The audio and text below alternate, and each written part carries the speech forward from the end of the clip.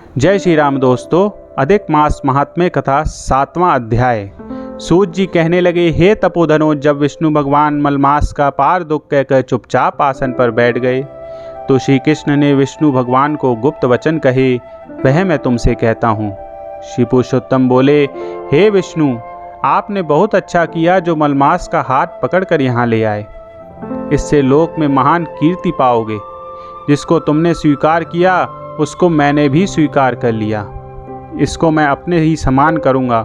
गुण, कीर्ति, अनुभव, छंदो, ऐश्वर्य, पराक्रम, भक्तों को वरदान, मेरे समान सभी गुण इसमें होंगे। जैसे मैं लोक में प्रसिद्ध हूँ वैसे ही यह भी पुरुषोत्तम नाम से विख्यात होगा।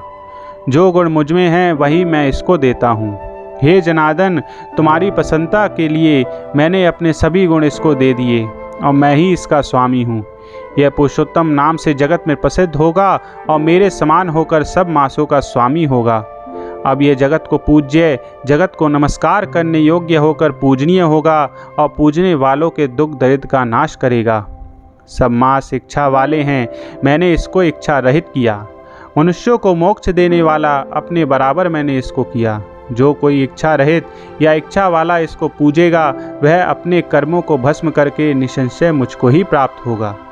हे गरुड़ध्वज, महाभाग्यशाली यति, ब्रह्मचारी, महात्मा, निराहारी भी परम स्थान को प्राप्त नहीं होते, पर पुरुषोत्तम के भक्त मास में जन्म मृत्यु से रहित हो बिना श्रम के ही हरिपद को पा सकेंगे।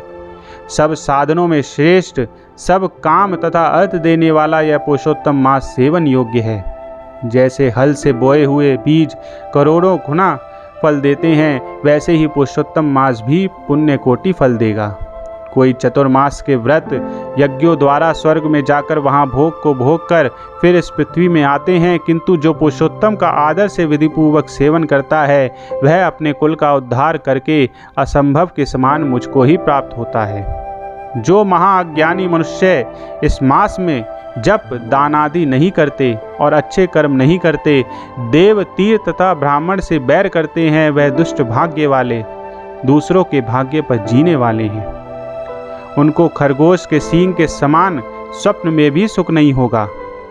जब मनुष्य मेरे प्रिय मलमास का तिरस्कार करेंगे और जो धर्म का आचरण नहीं करेंगे वह सदैव नरक के गामी होंगे। जो पुरुषोत्तम के निमित्त 3-3 वर्ष में धर्म का आचरण नहीं करते वह कुंभी पाक आदि नरकों में पड़ते हैं। जो अज्ञानी पुरुष स्त्री, पुत्र, पौत्र आदि के बंधन में फंसा रहता है वह अज्ञानी दुख रूपी दावानल में पड़ा रहता है। जिनका अज्ञान से मेरा प्रिय अत्यंत पुण्यवान पुरुषोत्तम मास बीत गया, उनको कैसे सुख प्राप्त हो सकता है। श्रेष्ठ भाग्यशाली जो स्त्रियां पुत्र, सुख, सौभाग्य के लिए पुरुषोत्तम मास में स्नान, दान व पूजन करेंगी, उनको मैं सौभाग्य, संपत्ति, सुख, पुत्र दूंगा, और जो मेरे इस मास को ऐसे ही व्यतीत कर देंगी उनको मेरे प्रतिकूल और स्वामी से सुख नहीं होगा। भाई, पुत्र तथा धन का सुख तो उनको स्वप्न में भी प्राप्त नहीं होगा।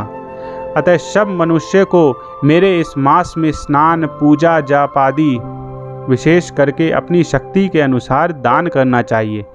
जिसने भक्ति और श्रद्धा से पुरुषोत्तम मास में मेरी पूजा की वह धन तथा पुत्र का सुख भोग कर अंत में मेरे गोलोक में वास करेगा।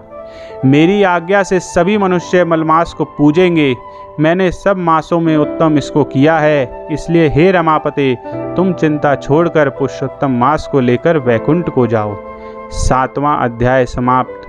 जय श्री राम।